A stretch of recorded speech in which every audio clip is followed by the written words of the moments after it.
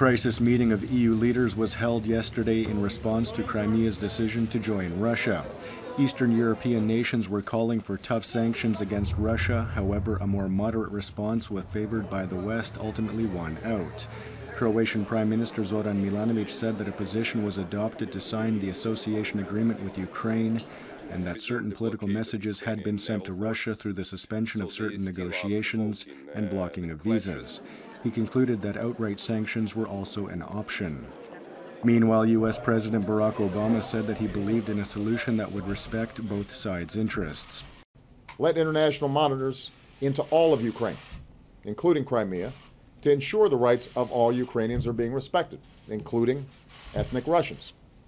Begin consultations between the government of Russia and Ukraine with the participation of the international community. However, Russian Foreign Minister Sergei Lavrov said in Rome yesterday that Washington's order to freeze assets and ban visas to Russians involved in the incursion into Crimea was counterproductive. At the International Court of Justice in The Hague, Croatia's legal team is in the final day of presenting arguments in support of Croatia's lawsuit against Serbia for genocide during the Homeland War. Yesterday, they said that the brutal murders and rape in concentration camps, torture and forced labor in occupied areas clearly indicated Serbia's genocidal intentions towards the Croatian population, emphasizing that these tactics had no military justification. Serbia will begin its defense on Monday. In Parliament, all benches except the Social Democrats called for a recess to discuss dual-language signs in Vukovar and signatures collected by the Headquarters for the Defense of Croatian Vukovar to hold a referendum on aligning minority legislation in Croatia with that of the EU. The group's members today submitted to Parliament signatures calling for the publishing of 7 registers, including a register of people who were members of Serbian military units during the Homeland War. Prime Minister Zoran Milanovic begins his tour of Australia and New Zealand today.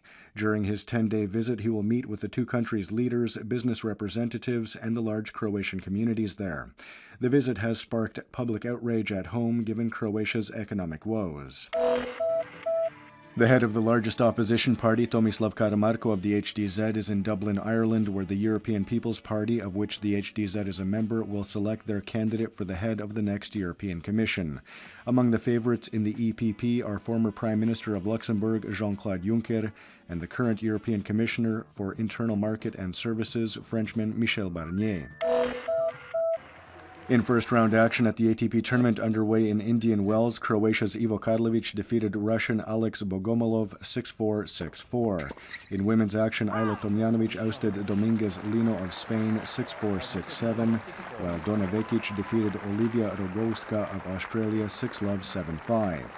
In KHL Hockey League action, Zagreb's Medveščak are in the Czech Republic today, where they face Lev Prague at 7 p.m. in their first quarterfinal playoff game.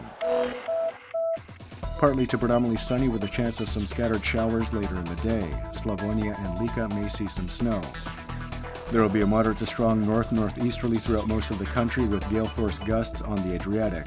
Highs will be between 7 to 12 degrees Celsius inland, 14 to 19 on the coast.